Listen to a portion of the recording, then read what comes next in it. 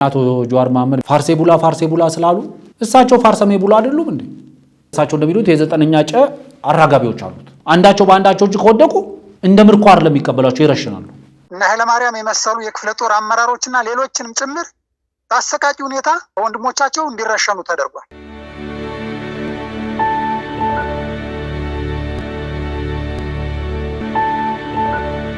ሰላም ጤና ይስጥልን ውድ ተመልካቾቻችን፣ ይህ ብሪጅ ሚዲያ ነው። በብሪጅ ሚዲያ ዘወትር በየቀኑ እየተዘጋጀ የሚቀርብላችሁ የሚዲያ ዳሰሳ ፕሮግራማችን አሁን ጀመረ። እንደተለመደው የዛሬው ፕሮግራማችን የምንጀምረው መረጃ በማጋራት ነው። መረጃዎቻችንን ዕለታዊ በየዕለቱ ምን አዲስ አለ እዚህ ሀገራችን እዚህ ከተማችን ላይ ምን አዲስ ነገር አለ የሚለውን አንስተን የተወሰኑ መረጃዎችን እናጋራለን። ከዛ በመቀጠል ደግሞ በአማራ ክልል ውስጥ እየተካሄደ ያለው የትጥቅ ትግል ያለበትን ደረጃ ያመላክታሉ ያልናቸው የተለያዩ ሚዲያዎች ላይ የተዘገቡ የተሰራጩ መረጃዎች አሉ። እነዛ መረጃዎችን በተወሰነ ደረጃ እንፈትሻለን። ስለዚህ በእነዚህ አጀንዳዎች ላይ ጥሩ ቆይታ ይኖረናል ብዬ ተስፋ አደርጋለሁ። በመረጃዎቹ እንጀምራለን። ካፍታ ቆይታ በኋላ መለሳለሁ። አብራችሁን ቆዩ።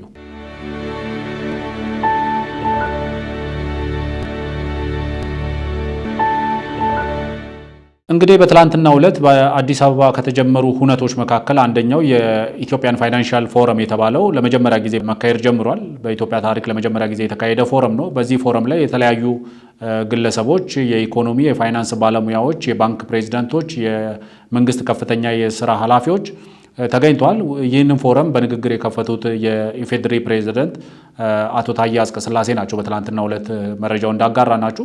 ይህ ፕሮግራም እንግዲህ ይህ ፎረም ዛሬም ቀጥሎ ይውላል። በዛሬው ዕለት ይጠናቀቃል ተብሎ ነው እየተጠበቀ ያለው። ዛሬም ቀጥሎ ውሎ በዛሬው ዕለት ተጠናቋል። በዚህ ፎረም ላይ እንግዲህ የተለያዩ ሀሳቦች ተንሸራሽረዋል። የተለያዩ አስተያየቶች ተሰጥተዋል። የተለያዩ ምክረ ሀሳቦች ቀርበዋል። እጅግ ስኬታማ የሆነ ፎረም ነው እየተባለ እየተዘገበ ይገኛል። እንግዲህ ከ1500 በላይ ከፋይናንስና ኢኮኖሚ ጋር ግንኙነት ያላቸው ባለሙያዎች በዚህ ፕሮግራም ላይ እየተሳተፉ ይገኛሉ። የመንግስት ከፍተኛ የስራ ኃላፊዎች ወይም ፖሊሲ አውጪዎችም በዚህ ፕሮግራም ላይ ተገኝተዋል። የፋይናንስ ተቋማትም የባንኮችም በዚህ ፕሮግራም ላይ ተገኝተው ሀሳባቸውን ብቻ ሳይሆን የአገልግሎታቸውን የሚያሳይ አውደ ርዕይም እያቀረቡ ያለበት ሁኔታ ነው ያለው። እንግዲህ እስከ ትላንትናው ምሽት ድረስ የኢትዮጵያ ብሔራዊ ባንክ ገዢ የሆኑት አቶ ማሞ ምህረቱ በዚህ ፎረም ላይ እንደ ስኬት የጠቀሷቸው ነገሮች አሉ። ከነዚህ ስኬቶች መካከል የተወሰኑትን ለመጥቀስ ያክል ዓለም ባንክ ከወራት በፊት ያጸደቀው $700 ሚሊዮን ለኢትዮጵያ የፋይናንስ ተቋማት ድጋፍ ወይም ደግሞ ማቋቋሚያ ወይም ማጠናከሪያ ይውላል የተባለው ገንዘብ በትላንትናው ዕለት ከመጽደቅ አልፎ ወደ ተግባራዊ እንቅስቃሴ ተገብቷል። የተግባራዊ እንቅስቃሴው ሲጀምር እንግዲህ በትላንትናው ዕለት ወደ $253 ሚሊዮን ለኢትዮጵያ ብሔራዊ ባንክ ተለቋል። ይህ የገንዘብ ድጋፍ የፖሊሲ ባንኮች የሚባሉትን የኢትዮጵያ ንግድ ባንክ፣ የኢትዮጵያ ልማት ባንክና እንዲሁም ደግሞ የአጋዥነት ሚና አለው የሚባለውን የኢትዮጵያ ብሔራዊ ባንክን ለማጠናከር ተብሎ የተለቀቀ ገንዘብ ነው። ሁለተኛው ደግሞ እንደ ስኬት የሚታየው ደግሞ ከዚህ ቀደም የኢትዮጵያ የግምጃ ቤት ሰነድ መንግስት እንግዲህ በተለያየ ምክንያት የግምጃ ቤት ሰነድ ሽያጭ ጨረታ ይፋ ያደርጋል። ከነዚህ የግምጃ ቤት ሰነድ ጨረታ ላይ በከፍተኛ ደረጃ የሚሳተፉት የባንኮችና የጡረታ ተቋማት ናቸው። የኢትዮጵያ የግምጃ ቤት ሰነድ ግዢ ገበያውን አዲስ ገዢ ተቀላቅሎታል። ይህም አዲስ ገዢ ደግሞ የኢትዮጵያ ኢንቨስትመንት ሆልዲንግ የሚባለው ድርጅት ነው። እንግዲህ የኢትዮጵያ ኢንቨስትመንት ሆልዲንግ የሚባለው ድርጅት በአፍሪካ ውስጥ በአንደኝነት ደረጃ እየመራ የሚገኝ የሱቨሪን ፈንድ ተቋም ነው። እንደ ግሎባል ሱቨሪን ዌልዝ ፈንድ መረጃ ከሆነ ከአፍሪካ በ46 ቢሊዮን ግዙፉ የሱቨሪን ፈንድ ተቋም የኢትዮጵያ ኢንቨስትመንት ሆልዲንግ ነው የሚል መረጃ አለ። በዚህ ድረገጽ ላይ እንደምትመለከቱት በሁለተኝነት የሚከተለው የአልጄሪያ የሱቨሪን ፈንድ ተቋም ነው። እሱም በ13 ቢሊዮን ነው። እንግዲህ የኢትዮጵያ የሚመራው በ46 ቢሊዮን ሲሆን የአልጄሪያ የሚከተለው በሁለተኝነት በ13 ቢሊዮን ነው። ሰፊ የሆነ ልዩነት አለ። እንግዲህ ከጊዜ ወደ ጊዜ ለረጅም ጊዜ በዚህ ተቋም ስር የነበሩ የኢትዮጵያ የልማት ድርጅቶች ተብለው ይታወቁ የነበሩ ድርጅቶች የሚታወቁበት አንድ ነገር ነበረ።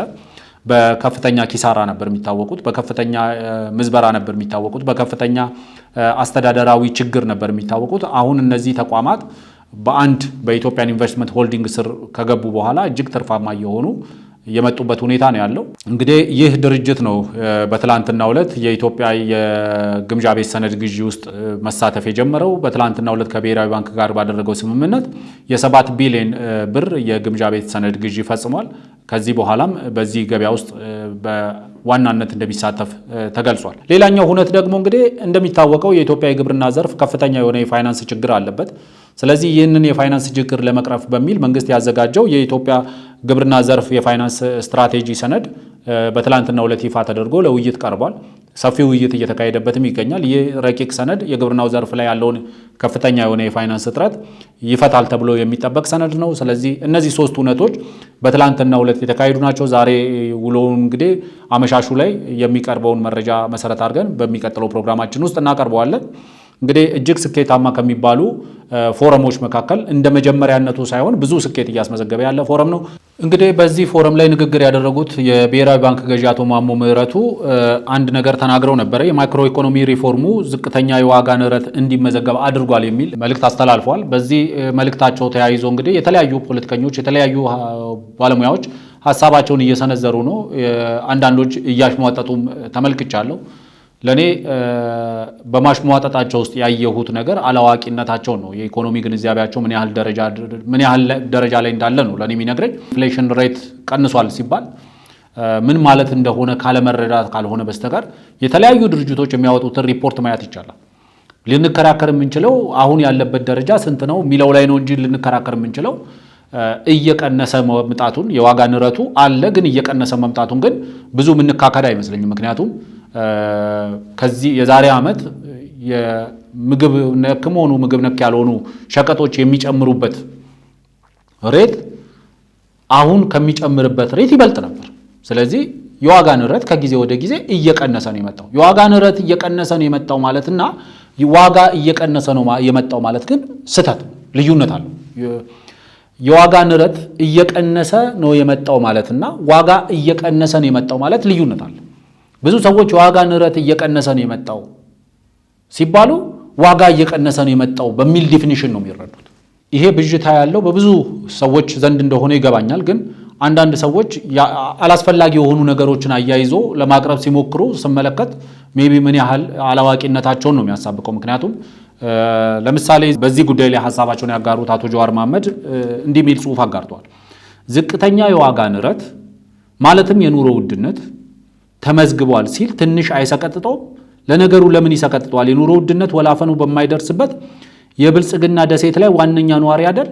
ሀገራችንን እያከሰሯት ያሉት የዘጠነኛ ጨ ፎራፊዎች ብቻ ሳይሆኑ አውቆ አበድ ጋሻ ጃግሬዎች ወይም ዊልፉል ኢግኖረንትስ ናቸው ይላሉ። ለእኔ በተወሰነ ደረጃ ብቻ እዚህ ላይ እንትን ላድርግ። አንድ የዋጋ ንረትና የኑሮ ውድነት መካከል ሰፊ ልዩነት አለ። የኑሮ ውድነት ማለት የዋጋ ንረት ማለት አይደለም። የዋጋ ንረት ቀንሷል ማለት ዋጋ ቀንሷል ማለትም አይደለም። አትሊስት የሆነ ነገር ከመጻፋችሁ በፊት ምን ማለት ነው?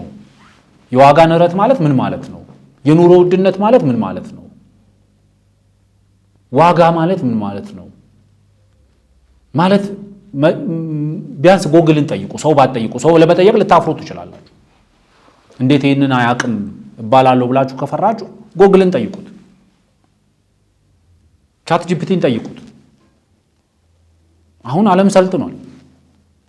ስልካችሁን ለመጻፍ ብቻ ሳይሆን አንዳንዴ ለመጠየቅ ስልካችሁ አይታዘባችሁ። አትሊስት ጠይቁ። የዋጋ ንረት ቀንሷል ማለት የኑሮ ውድነት ቀንሷል ማለት አይደለም። ኑሮ ውድነት ሊኖር ይችላል። የዋጋ ንረት ቀንሷል ማለት ትላንትና ዋጋው ሲጨምርበት በነበረው ሬት ዛሬ እየጨመረ አይደለም ማለት ነው።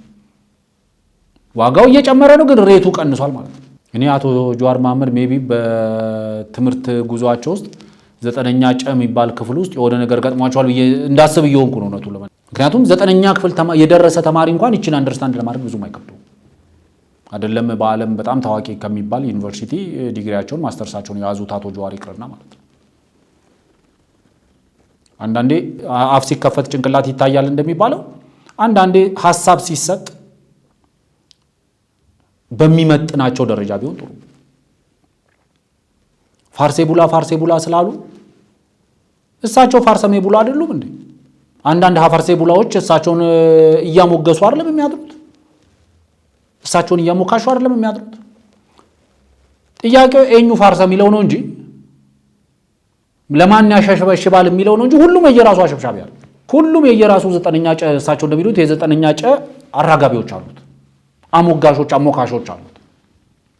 እውነትን የሚመዝኑት አቶ ጀዋር ተናግሯል ብሎ የሚመዝኑ የየራሳቸው ካዳሚዎች አሏቸው። ሁሉ ማለማን ይካድማል ነው ጥያቄ። እኔ እዚህ ሀገር ውስጥ በተወሰነ ደረጃ የሚገርመኝ ነገር ምንድነው በሐሳብ ነፃነት አለማመን። ምክንያቱም ማንም ሰው የራሱ አቋም ሊኖረው ይችላል። እሳቸውና እሳቸው የሚከተሉትን የፖለቲካ አስተሳሰብ የሚከተሉ ሰዎች አሉ። የእሳቸውን ሐሳብ የእሳቸውን ድርጊት የሚደግፉ መንግስትንና መንግስት የሚከተለውን ፖለቲካ የሚደግፉ አሉ። እነዚህ ደጋፊዎችን ፋርሴ ቡላዎች ናቸው ከተባለ እሳቸውንም የሚደግፉት እንደዛ ናቸው። የእውነት መስፈሪያቸው እኮ እሳቸው የሆኑ እኮ ሰዎች አሉ። ከጤና ባለሙያዎች በላይ ስለ ጤና ባለሙያዎች እሳቸው ሲናገሩ ጤና ባለሙያው እሳቸውን ሪፈር የሚያደርግ ከሆነ እሳቸው ምን ማለት ናቸው? እንደው ፋርሴ ቡላ ናቸው ባይባሉ ፋርሰሜ ቡላ ናቸው እሳቸው ማለት ነው። ስለዚህ አንዳንዴ ሐሳብ ከመስጠታችን በፊት ሐሳብ በምንሰጥበት ጉዳይ ላይ ምን ማለት ነው? ቅድም እንዳልኩት ነው። ሰው መጠየቅ ልናፍር እንችላለን። ምክንያቱም ይሄ በጣም ማንም ተራ ሰው ሊረዳው የሚችል ቃል ስለሆነ የኑሮ ውድነት ያለባቸው በጣም ብዙ ከተሞች አሉ። ብዙ አውሮፓም አሜሪካ ውስጥ የኑሮ ውድነታቸው ከፍተኛ ነው የሚባሉ። የዋጋ ንረትና የኑሮ ውድነት መካከል ልዩነት አለ። በቅንፍ ውስጥ ሊቀመጥ ማለትም ተብሎ በቅንፍ ውስጥ ሊቀመጥ አይችልም። ኤኬኤ ተብሎ በቅንፍ ውስጥ ሊቀመጥ አይችልም። ዓለም አቀፍ ተቋማት የሚያወጧቸው መረጃዎች ደርድሮ ይኸው በዚህ መረጃ መሰረት የኢትዮጵያ ኢንፍሌሽን ሬት ኢንክሪዚንግ ዌይ ላይ ነው እንጂ ያለው ዲክሪዚንግ ሬት ላይ አይደለም ያለው። ሬቱ በዲክሪዚንግ ደረጃ እየቀነሰ አይደለም፣ እየጨመረ ያለው አት ኢንክሪዚንግ ሬት ነው። ትላንትና በ10% ይጨምር ነበር ዋጋ፣ አሁን በ15% ነው እየጨመረ ያለው ብሎ መከራከር ይቻላል። ሰፖርቲቭ ዳታ ከማግኘት ከተቻለ ማለት ነው። ግን እንደዛ አይነት ዳታ የለም። ወይ ደግሞ ይሄ ኢንፍሌሽን ሬት በዲክሪዚንግ ሬት ነው ኢንፍሌት እያደረገ ያለው የሚለው እውነት የመጣው በዚህ ምክንያት ነው ብሎ መከራከር ይቻላል። ብዙ ምክንያቶች፣ ብዙ ኢኮኖሚካል ምክንያቶች ስላሉ ማለት ነው። ስለዚህ አንዳንዴ ሜቢ የሆነ ነገር ከመጻፋችን በፊት ትንሽ ጊዜ ወስደን ምን ማለት ነው የሚለውን መፈተሽ ያስፈልጋል። እንግዲህ እስካሁን ያጋራናችሁ መረጃዎች ናቸው። አሁን ወደ መደበኛ የዳሰሳ ፕሮግራማችን እናልፋለን። አብራችሁን ቆዩ።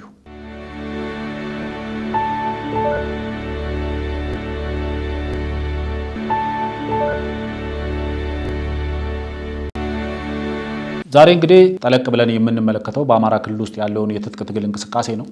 እንግዲህ የትጥቅ ትግሉ እንቅስቃሴ አሁን ያለበት ደረጃ ከየራሳችን ቪንቴጅ ፖይንት ካየ ነው የየራሳችን የተለያየ ድምዳሜ ላይ ልንደርስ እንችላለን።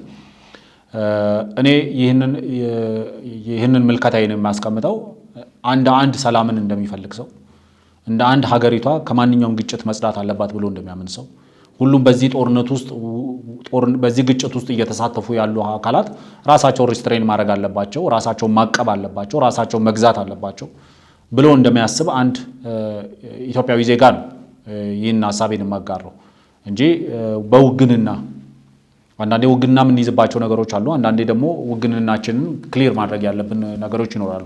ስለዚህ በግጭትን በተመለከተ ውግንናዬ ከሰላም ጋር ነው።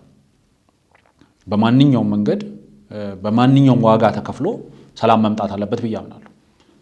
ግን ሰላም ደግሞ በአንድ ወገን ፍላጎት ይመጣል ብዬ ማለት ነው። በአንድ ወገን መሳሪያ ማዘቅዘቅ ሰላም ይመጣል ብዬ አላምንም። ጦርነት ሜቢ በአንድ ወገን አንድ ጥይት ተኩስ ሊጀመር ይችላል። ግን ሰላም ግን በእንደዚህ አይነት መንገድ አይመጣም። አትሊስት ዘላቂ ሰላም በእንደዚህ አይነት መንገድ ይመጣል ብዬ አላስብም። ስለዚህ ሁሉም በውጊያ ውስጥ እየተሳተፉ ያሉ ኃይሎች ቆም ብለው ራሳቸውን መፈተሽ አለባቸው፣ ራሳቸውን መጠየቅ አለባቸው። ኢዘር ሚሊተሪ ሶሉሽን አለ ወይ? አሁን የገባንበት ሁኔታ ሚሊተሪ ሶሉሽን አለ ወይ?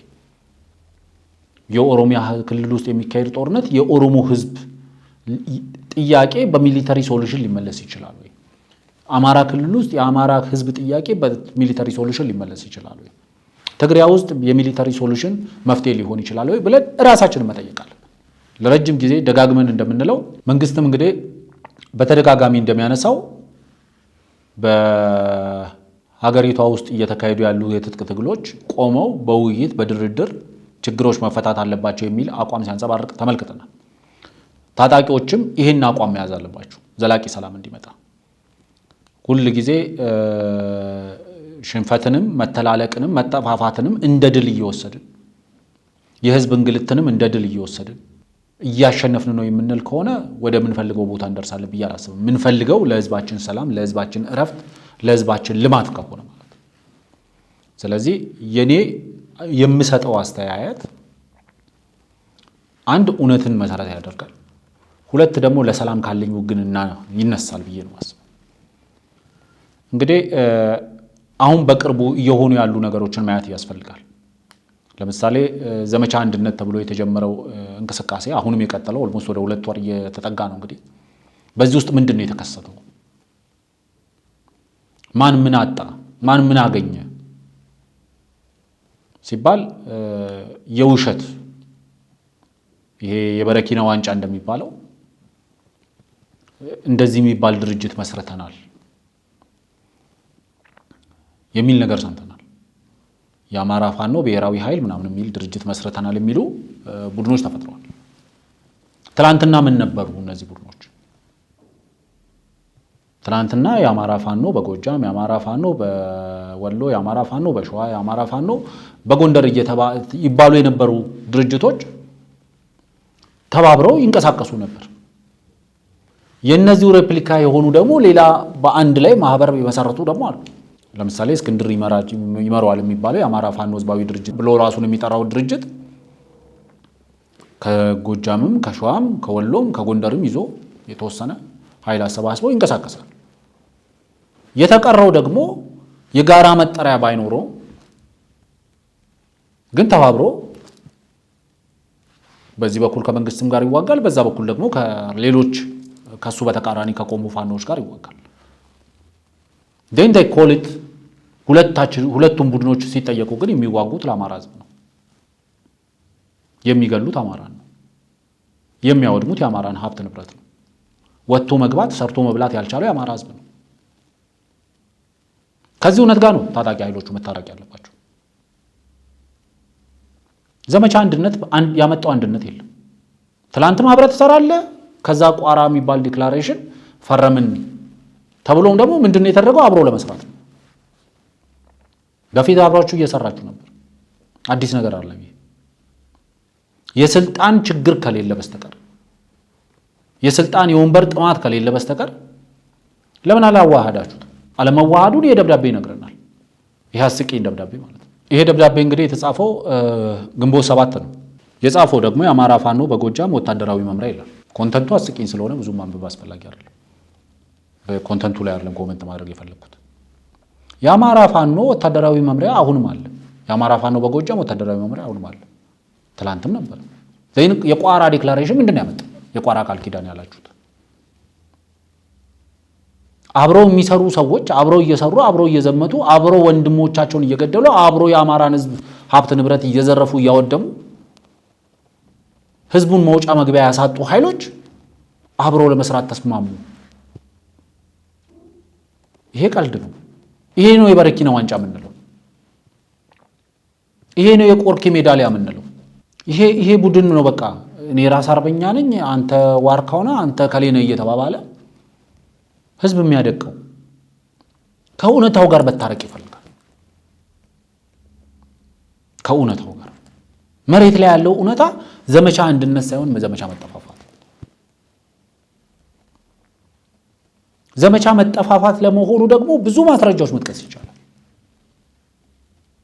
ለምንድን ነው አሁን በቅርብ ለምሳሌ አቶ ጸዳሉ ደሴ የተባለው ግለሰብ ለምንድን ነው ለመንግስት ታጣቂዎች እጁን ይሰጣል? ምን ስለሆነ ነው? ዘመቻ አንድነት ተብሎ የተጀመረው ዘመቻ መጠፋፋት ነው። አንዱ የፋኖ ቡድን ሌላኛውን የፋኖ ቡድን ለማጥፋት የሚያደርገው ዘመቻ። ስለዚህ ዘመቻ መጠፋፋት ነው። ዘመቻ መጠፋፋት መሆኑን የገባቸው በአማራ ክልል ውስጥ እየተካሄደ ያለው የትጥቅ ትግል የአማራን ህዝብ ለማጥፋት የአማራን ሀብት ንብረት ለማውደም እየተካሄደ እንደሆነ እየገባቸው የመጣው ሰዎች ናቸው። ለመንግስት የጸጥታ ኃይል እጃቸውን እየሰጡ ያሉት። ይሄንን የአማራ ፋኖ ህዝባዊ ድርጅት የፖለቲካ ዘርፍ ኃላፊ ነኝ የሚሉት አቶ ጌታ አስራደ የሚሉትን እንስማ።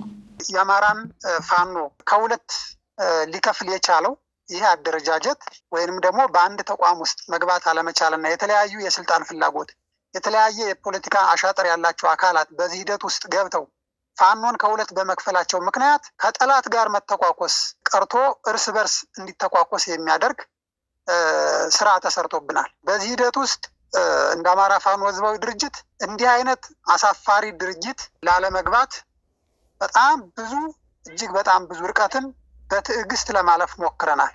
አሁንም እሱን ነው እያደረግን ያለ ነው። ከፕሮፓጋንዳ ጦርነት አልፎ የአፈሙዝ ጦርነት በወንድም ላይ ምላጭ እስከሚሳብ ድረስ በአማራ ፋኖ ህዝባዊ ድርጅት ውስጥ ካሉት እዞች ውስጥ ከ100 በላይ ፋኖዎች ትልልቅ አመራሮችን ጨምሮ ወንድም በተባሉ አካላት ተገለውብናል። ይህንን ሁሉ ጥርሳችን ነክሰን ግን ይሄ ጊዜ ከዚህ በላይ እርስ በርስ መተኳኮስ፣ ከዚህ በላይ የወንድም ጦርነት መሆን ለአማራ ህዝብ የሞት ሞት ነው በሚል ብዙውን ነገር ሚዲያ ላይ እንኳን ማዋል አንፈልግም። ነገር ግን በዚህ ተልዕኮ ውስጥ የተለያየ አሻጥር ተሰርቶ የተለያየ የሚዲያ ፕሮፓጋንዳ እርስ በርስ ሊያመታታ የሚችል የሚዲያ ሽፋን ተሰጥቶት በዚህ ድርጅት ውስጥ እጅግ በጣም ትልቅ የምንላቸው የድርጅታችን ዋና ስራ አስፈጻሚ የጎንደር ጠቅላይ ግዛት እዝ ተቀዳሚ ምክትል የሆነውን አርበኛ ከፍያለው ደሴንም አጠንበታል። ከዚህም በላይ ቅድም እንደገለጽኩልህ ከ100 በላይ ወንድሞቻችን በወንድም በተተኮሰ ጥይት ጠናል። ይሄ ሂደት ጸዳሉንም እጅግ በጣም ሲፈትነው የነበረ ጉዳይ እንደሆነ በየጊዜው ይህን ትግል የምንከታተል ሚዲያ ላይ ያለን አካላት፣ መሬት ላይ ያለን አካላት እናውቃለን። እንደገለጽኩልህ ወንድሙንም እና ኃይለማርያም የመሰሉ የክፍለ ጦር አመራሮችና ሌሎችንም ጭምር በአሰቃቂ ሁኔታ ወንድሞቻቸው እንዲረሸኑ ተደርጓል። ለምን አቶ ጸዳሉ ደሴ እጁን እንደሰጠ ሲያብራሩ የሚነግሩን ይህንን ነው። ከ100 በላይ አመራሮች ተገለውብናል፣ የተያዙት ተረሽነዋል፣ በራሳቸው ወንድሞች ተገለዋል። አቶ አስቻለው ደሴ የተባሉት በቅርብ የሞቱት ማለት ነው። ብዙ የቅርብ ወዳጆቻቸውን በእንደዚህ አይነት ሁኔታ አጥተዋል። ስለዚህ ጦርነቱ የእርስ በርስ ጦርነት ነው፣ መሸሻዬ መከላከያ ነው ብለው ለመከላከያ ሰራዊቱ እጃቸውን ሰጥተዋል። ይህንኑ አቶ ጌታ አስራደ እየነገረን ያለው ከዚህ እውነት ጋር መታረቅ ይፈልጋል። ዘመቻው ለአማራ ህዝብ ከሆነ እያለቀ ያለው የአማራ ህዝብ ነው። ሀብት ንብረቱ እየወደመ ያለው የአማራ ህዝብ ነው። መውጫ መግቢያ እያጣ ያለው የአማራ ህዝብ ነው። መንግስታዊ አገልግሎት እያጣ ያለው የአማራ ህዝብ ነው። የሌለ ላማለኝ በሰማይ ማለት አይቻልም። 90% ክልሉን እያስተዳደርኩ ነው፣ የ90% ሰላም ጸጥታ የመንግስት አገልግሎት እያቀረብኩ ነው ማለት አይቻልም። ሁለተኛው ነገር ደግሞ በተወሰነ ደረጃ ፈገግ ያሰኘኝ በዚህ የትጥቅ ትግል ውስጥ የሚማረኩ የጦር መሳሪያዎች ናቸው። ሜቢ የቅርስ ጥበቃ ባለስልጣን ጥበቃውን ማጠናከር አለበት ወይ የሚያስብሉ። በእኛ አካባቢ ኦግዲ መጠበቂያ የሆኑ መሳሪያዎች አሉ። ኦግዲ ምንድነው? ውድማ መጠበቂያ። ገበሬው ውድማው ላይ የተወሰነች ጭድም ሆነች አዝመራ ካለችው እሷን የሚጠብቅባት ተከኛቲ የምትባል አንድ ጎራሽ የምትባል አይነት እንደ ቤልጂክ እንደ ጓንዴ አይነት ነገሮች እንደ መንቶፍ አይነት ነገሮች አሁን በገፍ ነው ከታጣቂዎቹ ላይ እየተማረኩ ያሉት። ለቅርስ ጥበቃ እንኳን በቅርስ ጥበቃ ስር መተዳደር የነበረባቸው የጦር መሳሪያዎችን ይዞ በዘመናዊ የጦር መሳሪያ ከሚዋጋ መከላከያ ሰራዊት ጋር መግጠም መዋጋት ይቻል ይሆናል። አያቴቺ ኦግዲ መጠበቂያ የሆነች መሳሪያ ምንድነው የሚላት? ትልቁ የምታደርሰው ስትተኮስ የምታደርጉት ሰው ትልቁ ውድመት በጆሮ ላይ ነው ይላል። እንደዚህ አይነት የጦር መሳሪያ ይዘ ዘመናዊ ትጥቅ ከታጠቀ መከላከያ ሰራዊት ጋር የምታደርገው ትግል ማክሲመም አቺቭመንት ሊሆን የሚችለው አንስታቢሊቲን ክሪኤት ማድረግ፣ ያልተረጋጋ ነባራዊ ሁኔታ መፍጠር ትችላል። በገፍ ነው እነዚህ መሳሪያዎች እየተማረኩ ያሉት። ይኸው እዚህ ምስል ላይ እንደምትመለከቱት ደግሞ አማራ ክልል ብቻ አይደለም፣ ኦሮሚያ ክልልም ያለው ይሄው ነው። ከገበሬ ላይ እየተገፈፈ ስለሆነ የጦር መሳሪያውን ለታጣቂዎች እየወሰዱ ያሉት ገበሬው አውሬ ቢያንስ በድምጿ የሚያባረርባቸው መሳሪያዎች ሳይቀር እነሱን ይዞ ነው አሁን በረሃ ጫካ ውስጥ እየተርመጠመጠ ያለው። ቅድም እንዳልኩት ነው። ይሄን አይነት ትግል ይዘህ መንግስት ልትሆን አትችልም። መንግስት ልትገለብጥ ልታወርድ አትችልም። ማክሲመም ልታደርግ የምትችለው አንስታቢሊቲን መፍጠር ትችላለህ። ከማንም በላይ ደጋግመን እንደምንለው ከማንም በላይ ዋጋ እየከፈለ ያለው የአማራ ህዝብ ስለሆነ የመካካድ የምናምን ፖለቲካ ብዙ ሩቅ አይወስድም። ምክንያቱም በውሸት የወጡበት መንገድ መመለሻው ይገዳል ይባላል። ኦሮምኛ ከራሶ ባምባሃን ገላና መዲባ የሚባል አባባል አለ። በውሸት የወጡበት መንገድ መመለሻው ይከብዳል፣ ይቸግራል። ይህንን ተረት እንድተረት ያደረገኝ ሶሻል ሚዲያ ላይ አቶ ጸዳሉ ደሴ ለመንግስት የጸጥታ ኃይሎች እጃቸውን መስጠታቸው ሲዘገብ አንዳንዱ የፋኖ ፕሮፓጋንዲስት ነን፣ ማስተር ማይንድ ነን፣ ሰፖርተር ነን፣ የፖለቲካ ድጋፍ ሰጪዎች ነን የሚሉ ሰዎች በማህበራዊ ድረገጽ ላይ ምን ሲሉ ነበር? አንዱን ላንብብላችሁ እዚህ ስክሪን ላይ እንደምትመለከቱት ጸዳሉ ደሴ ከበባ ሰብሮ መውጣት ያውቅበታል። ከአሁን በፊት 7 ጊዜ በመከላከያ የተከበበበትን ከበባ ሰብሮ ወጥቷል። ዛሬም ለ8ኛ ጊዜ በባንዳዎች አምሳሉ ማዘንጊያና ቢራራ የሚመሩት ኃይል ከብልጽግና ኃይል ጋር ተባብሮ ከበባ ቢፈጽምበትም ሰብሮ መውጣት ችሏል። ወንድሙን በባንዳዎች አጥቷል። እውነታው ይሄ ነው። እስቴ፣ ፋርጣ እና ፎገራ በታጋይ ስም እየነገደ ያለ ተላላኪ የጅል ስብስብ ወንድሞቹ ላይ አፈሙዝ ማንሳቱን አቁሞ ወንድሞቹን መስሎ ካልታገለ ሙሉ አቅማችንን ሰጥተን መዝጋት የሚገቡንን ቡሌት ፖይንት ዘግተን ክብ እያስጨፈርን እጅ ወደ ላይ የምናስብልበት ስምሪት ውስጥ እንገባለን። በጠቀስኳቸው አካባቢዎች እያንዳንዱ ቀበሌ ላይ በየቀኑ ምን እንደሚሰራ የት ቦታ ላይ ምን እንደሚደረግ ጠንቅቀን እናውቃለን። ሆኖም አሁንም ቢሆን ወደዚህ አቅምን ፈታኝ ወደሆነ ስራ ጠቅልለን ከመግባታችን በፊት ይሄን በወንድሞቹ ላይ አፈሙዝ የሚያነሳ የእብድ ስብስብ አደብ እንዲገዛና ወንድሞቹን መስሎ እንዲታገል እንመክራለን። ኖት ይልና ደራ ጣና ገላውዲዮስ ክፍለ ጦር ላይ ትንሽዬ ሰርጀሪ 1-2 ሰዎች ከማስፈለጉ ውጪ አብዛኛው ጤነኛ የሚባል ስብስብ ነው ይላል። እንግዲህ ግለሰቡ ለመንግስት እጁን ሰጠ በተባለ ቀን አይ ውሸት ነው፣ ከዚህ በፊት 7 ጊዜ ከበባ ተፈጽሞበታል። 7 ጊዜ ከበባ ተፈጽሞበት 7ቱንም ሰብሮ ወጥቷል። አሁን ለ8ኛ ጊዜም ከበባ ተፈጽሞበት ለ8ኛ ጊዜ ሰብሮ ወጥቷል ያሉ ሰዎች ከአንድ ወር በፊት ደግሞ ምን ነበር ያሉት? ጸዳሉ ደሴ ተናገረው የሚል ጽሁፍ ኮቴሽን ውስጥ ያስገቡና ይህንም ማህበራዊ ሚዲያ ላይ ያጋራሉ። ምን ይላል? የጦሩ ፊታውራሪ አርበኛ ከፍ ያለው ደሴ ታናሽ ወንድም ነኝ። ወንድምነቴን የማረጋግጠው እንደ አባቴ አጼ ቴዎድሮስ ጀብደኛ፣ እንደ ገብርዬ ታማኝ ወንድም ሆኜ በትግሉ በመቀጠል ነው። አርበኛ ጸዳሉ ደሴ በወንድነት እንዳታማቸው ጦሩን ከፊት ነው የሚመሩት። በታማኝነት እንዳጠረጥራቸው ለቃላቸው ሟች። አማራ ፋኖ ጎንደር ጠቅላይ ግዛት እዝ ጎንደር አማራ ይላል። እንደዚህ አድርገው የቆለሏቸውን ግለሰብ የሚደረገው በአማራ ክልል ውስጥ የሚደረገው ትግል የእርስ በርስ መተላለቅ መሆኑ ገብቷቸው አይ ይሄ ነገር መጠፋፋት ነው፣ ከመጠፋፋት ወደ መከላከያ ቢሄድ ይሻለኛል ለመከላከያ። ምክንያቱም ለመከላከያ እጅ የሚሰጡበት ምክንያት ቅድም አቶ ጌታ አስራዳስ ነግሮናል። መረሸን ስላለ አንዳቸው በአንዳቸው እጅ ከወደቁ እንደ ምርኮ አይደለም የሚቀበሏቸው፣ ይረሽናሉ። ስለዚህ መረሸን ስላለ ይሄ ኃይል ለነሱ እጅ ከመስጠት ለመከላከያ ሰራዊቱ እጅ መስጠት ይቀልዋል።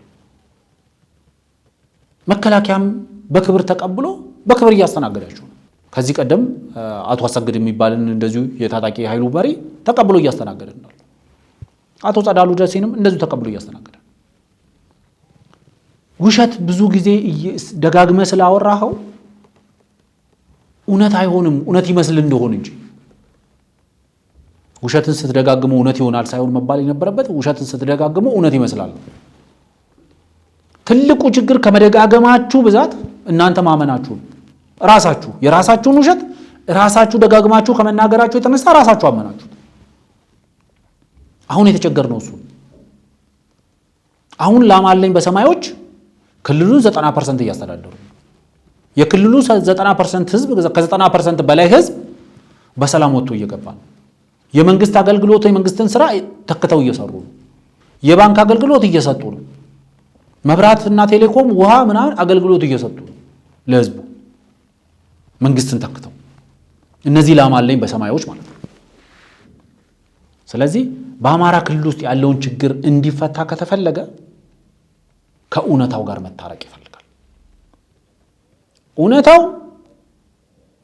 የአማራ ህዝብ ህልውና እናስጠብቃለን ብላችሁ የገባችሁበት ጦርነት ለአማራ ህዝብ የህልውና ስጋት ሆኗል። እውነታው የአማራ ህዝብን ከጥቃት እንታደጋለን ተብሎ የተጀመረ ጦርነት የአማራ ህዝብን ማጥቂያ ሆኗል፣ መጠፋፋያ ሆኗል፣ መገዳደያ ሆኗል። የአማራ ሀብት ከአማራ ክልል ውጭ እየወደመ ነው፣ አማራ ህዝብ ከአማራ ክልል ውጭ ያለው የአማራ ህዝብ እየተፈናቀለ ነው ተብሎ የተጀመረው የአማራ ሀብት ንብረት በአማራ ምድር ላይ በአማራ ክልል ላይ እየወደመ ነው። የአማራ ህዝብ በአማራ ክልል ውስጥ እየተፈናቀለ ነው። መንግስታዊ አገልግሎት በበቂ ደረጃ እየተሰጠው አይደለም ከአማራ ውጭ ያለው አማራ ተብሎ የተጀመረ ትግል በአማራ ክልል ውስጥ ያለውን አማራ መንግስታዊ አገልግሎት አሳጥቶታል። ከዚህ እውነት ጋር መታረቅ ይፈልጋል። ችግሩ የሚፈታው በዚህ ነው። ችግሩን በፈጠረው ጭንቅላት ሳይሆን ከዚህ እውነታ ጋር በመታረቅ በሚፈጠር ጭንቅላት በሚፈጠር ያስተሳሰብ ደረጃ ነው ችግሩ የሚፈጠር። ደጋግመን ብለናል። ለመንግስትም ለታጣቂ ኃይሎችም there is no military solution አሁን ላለው ችግር መደራደር መወያየት ነው ትክክለኛው መፍትሄ። ለመደራደር ለመወያየት ደግሞ ሰዎች ከወንበራቸው ትንሽ ከፍ አድርገው ማሰብ መጀመር አለባቸው። እነሱ ስለሚቀመጡበት ወንበር ሳይሆን ወንበሩ ስለተቀመጠበት ሀገር ማሰብ መቻል አለባቸው። ሀገሩ ከሌለ ወንበሩ ምንም ላይ ሊቀመጥ አይችልም። ስለዚህ እኔ ቢያንስ በተደጋጋሚ ጊዜ እንደምለው ይሄ ቡድን ይሄ ትግል እያደረገ ያለው ኃይል መሰባሰብ አለበት። ወደ አንድ ኃይል መምጣት አለበት። ወደ አንድ ኃይል ሲመጣ የመደራደር አቅሙ የማስተግበር አቅሙ እጅ መጠምዘዝ አቅሙ ሊጨምር ይችላል።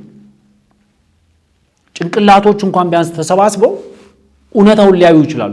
አይኖች ተሰባስበው እውነታውን ሊያዩ ይችላሉ። ጭንቅላቶች ተሰባስበው እውነታውን ሊገነዘቡ ይችላሉ። ይሄ ሰባራ መነጽራቸውን ሊቀይሩ ይችላሉ። ሁሉንም ድል አድርጎ የሚያሳያቸውን መነጽር ሊቀይሩ ይችላሉ ወይ ሊጥሉ ይችላሉ። የአማራ ክልል ችግር የሚፈታው ከእውነታ ጋር በመታረቅ የእርስ በእርስ መተላለቅ እንደሆነ ስለ ወንበሩ ስለሚቀመጥበት ሀገር ትቶ ስለ ወንበሩ ላይ ስለሚቀመጥበት ወንበር የሚያስቡ ሰዎች የሚመሩት ትግል እንደሆነ ለወንበር ሲሉ የአማራን ሕዝብ ህልውና አደጋ ውስጥ ለመክተት የማይዳግዱ ቅር የማይላቸው ትንሽ የማያደናቅፋቸው ሰዎች የሚመሩት ትግል እንደሆነ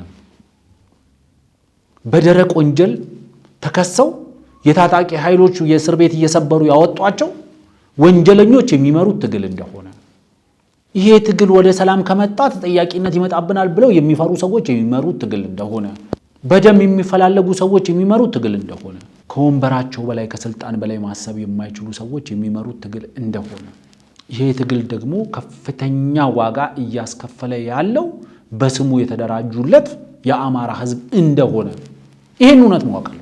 ማለት እንደ መንግስት ከዚህ በላይ ምን እንዲል ነው የሚፈልገው? እኔ አሁን ማይገባኝ ነገር መንግስት እንደ መንግስት ምን እንዲል ነው የሚፈልገው? በማንኛውም አካል አደራዳሪነት በየትኛውም ቦታ ለመደራደር ዝግጁ ነን፣ ለመነጋገር ዝግጁ ነን።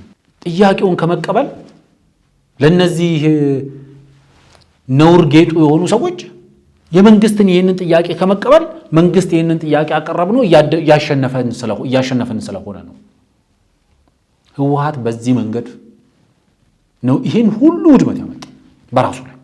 አንደኛው ከመንግስት ለምሳሌ የሚጠበቀው አንደኛው ነገር ለዚህ አሁን ላለውበት አሁን አማራ ክልልም ኦሮሚያ ክልልም ላለው ችግር ብቸኛው መፍትሄ ውይይት ነው ብሎ ማመን ነው የመጀመሪያ ስቴፕ። መንግስት እንደዚህ ብሎ ያምናል፣ እንደሚያምን ተናግሯል። ቢያንስ የታጠቁ ኃይሎችም በትጥቅ የምናስመልሰው ጥያቄ የለም፣ በወታደራዊ መንገድ የምናስመልሰው ጥያቄ ስለሌለ መወያየት ነው ትክክለኛው ብሎ እንኳን አትሊስት ለአፋቸው እንኳን እኮ አይሉ። ከዛ እነዚህን ክሪቲሳይዝ ማያደርግ ሰው የለም። አትሊስት መንግስት ለአፉ ብለዋል ብሎ እንኳን እናንተ ለአፋችሁ እንኳን ለምን አትሉም? ይሄንን ለምን አትሞክሩትም? በበረሃ በጫካ ለመሞከር የደፈራችሁ ከሆነ በጠረጴዛ ዙሪያ ደግሞ ለምን አትሞክሩትም ብሎ የሚመክር ሰው የለም። ሁሉም ጣቱን ወደ መንግስት ይቀስራል። መንግስት ብቻው ምን አድርጎ ነው ሰላም ሊያመጣ የሚችለው? ሰራዊቱን ወደ ኋላ ሂሳብ እንዳይል እያባረረ ይወጋል። ሰራዊቱ ወደ ካምፕ ይግባ እንዳይባል ካምፕ ድረስ መጥቶ ያጠቃል። መንግስት መርጦ የገባበት ጦርነት ይመስል ማለት ነው። ወይ ደግሞ በሪሞት ኮንትሮል የሚቆጣጠረው ጦርነት ይመስል ማለት ነው። ጀስት የሆነ ሰዓት ላይ ፖዝ ማድረግ የሚችሉ it doesn't work like that። እንደዚህ አይሰራም። የምር ሰላምን የሚፈልግ ሰው ካለ ብቸኛ ማድረግ የሚኖርበት የወታደራዊ መፍትሄ የለውም አሁን ያለው ችግር። ስለዚህ የታጠቁ ኃይሎችም የትጥቅ ትግላቸውን አቁመው ከመንግስት ጋር በሰላማዊ መንገድ መደራደር አለባቸው። መንግስትም የትጥቅ እርምጃውን አቁሞ ከታጠቁ ኃይሎች ጋር በሰላም መደራደር አለበት ተብሎ ነው መመከር ያለበት። ሁለታችሁ መሳሪያችሁን አዘግዝቁ ነው መባል ያለበት። አንዱን መሳሪያን አዘግዝቅ፣ አንዱን መሳሪያን ጣል ብለህ የሚመጣ ሰላም የለም። መንግስት ላይ የሚደረገው ጫና በታጠቁ ኃይሎችም ላይ መደረግ አለበት። መንግስት ኢኒሼቲቭን ይውሰድ ተባለ፣ ኢኒሼቲቭን ወስዷል። መንግስት በይፋ ጥሪ አድርጓል። እንወያይ፣ እንደራደርና ችግሩን እንፍታ ብሏል። ስለዚህ ለኔ በአማራ ክልል ውስጥ እየተካሄደ ያለው የትጥቅ ትግል መጠፋፊያ ሆኗል። አንድ እንደ ቀልድ በአማራ ክልል ጦርነት ውስጥ የሚባል ነገር አለ። እንደ ህዳሴ ዋንጫ የሚዞሩ የጦር መሳሪያዎች አሉ ይባላል። እንደ ጽዋ በየቦታው እየዞረ ፎቶ የሚነሱበት። ይሄ ቀልድ ነው። ትልቁ ችግር ማመናቸው ነው። ይሄንን ቀልድ ይሄንን ውሸት ደጋግመው እየሰበኩ ማመናቸው። ጦር መሳሪያ እያዟዟሩ ከአንድ ቦታ ወደ አንድ ቦታ እያዟዟሩ ፎቶ መነሳት አማራ ክልል ብቻ አይደለም ያለው፣ ኦሮሚያ ክልል ውስጥም አለ። አንዱ የማረከውን ጦር መሳሪያ እዚህ ጋር ፎቶ ይነሳበትና ከዛ ሌላ ኃይል ጋር ደግሞ ይላካል። ያን ፎቶ ተነስቶ ለሌላ ኃይል ያቀብላል። ያን ፎቶ ይነሳበታል። እንደ ህዳሴ ዋንጫ የዞረ ይነገድበታል። ዛሬ 600 ሺህ 1 ሚሊዮን ህይወቱ ገብረናል ነው እያነገሩን ያሉት። ክልሉ ወደ ድንጋይ ዘመን ተመልሷል ነው እያሉን ያሉት። ክልሉ ይመካባቸው የነበሩ ምሁራን የተማሩ ኃይሎች ወድመዋል ነው እያሉን ያሉት። ክልሉ ወደ 28 ቢሊዮን ዶላር የሚገመት ውድመት አስተናግዷል ነው እያሉን ያሉት። ብልጥ ከሰው ይማራል ሞኝ ከራሱ አይማርም የሚባለው አሁን በሌሎች ክልሎች ውስጥ የሚደረገው ትጥቅ ትግልን ለተመለከተ ሰው ይሰራል። ምን አገባን ብለን እንዳንተው ሀገር ነው። አንድ ጀልባ ላይ ተሳፍረናል። እኔ በኔ በኩል ያለውን ጀልባ ነው የሚሸነቁረው። እኔ የቆምኩባት ቦታ ላይ ነው የሚሸነቁረው። ስለዚህ እኔ አንተ የቆምክበት ቦታ ጋር አልመጣም። ምን አገባ? ምክንያቱም ኮሜንቶች ላይ እናያለን አንዳንዴ ስለ አማራ ክልል ጦርነት ስናወራ ምን አገባችሁ የሚል የተቀየረ ነገር እስከሌለ ድረስ የተቀየረ ነገር እንዳለ ስላልሰማን የሌላ ሀገር ጉዳይ ቢሆን ኖሮ አዎ እንዳላችሁት እንተዋለን። አናጄቱ በኒ ራሴ የሚባል አባባል አለ በኦሮምኛ። አት ዘ ኤንድ ኦፍ ዘ ዴይ የጦርነቱ ገፈትና ዋጋ ከፋይ እንደምንሆን ስለምናቅ እንደው የሚሰማ ሰው ካለ ብለን እናገራለን። ሰዎችን ከህወሓት ተማሩ እንላለን። ሰዎችን ከትግራይ ህዝብ ላይ ከደረሰው ውድመት ተማሩ እንላለን። በጦርነት 5 እና 6 ዓመት ካሳለፈው ኦሮሚያ ክልል ተማሩ እንላለን። ካሳለፈውና እያሳለፈ ካለው ማንኛውም ሰው የተማርኩ ነኝ፣ አውቃለሁ፣ ተምሬያለሁ፣ ክህሎት አለኝ፣ አቅም አለኝ፣ ምንም አይነት የተረጋጋ የፖለቲካ ስርዓት ቢፈጠር